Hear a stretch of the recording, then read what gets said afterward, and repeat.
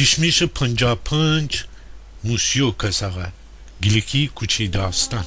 گیلاوایی یکشنبه 15 بهمن 1396 4 فوریه 2018 کساقه خودکان کرکره برد بیجر قفل بکد ایت پیچه ارا اورای فندرست ملخ پرنزی خوکوتا بنا خوشانه سر خوسیه شاپ و کلایه ببرد بجرتر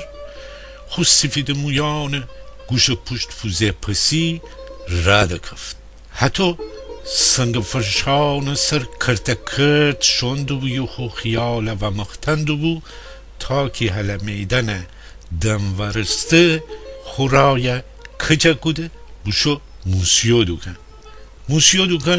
سوزن تبدبی بیجیر نکفتی هچین جا اثر تا اوسر نشته بید موسیو کساقای بیده پسی با مو پیشخان پشت کساقای خوشامد گفتن ره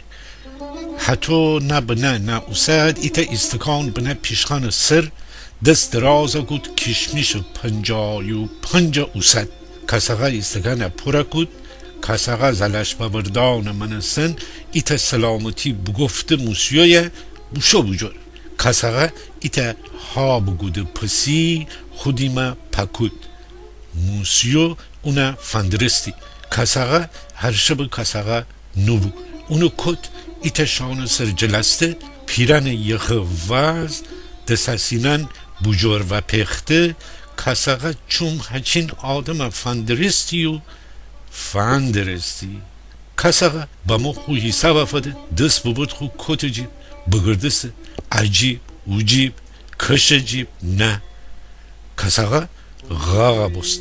خو شلوار جیبانه بگردسته ای دفعی وخو بست خمره پول نره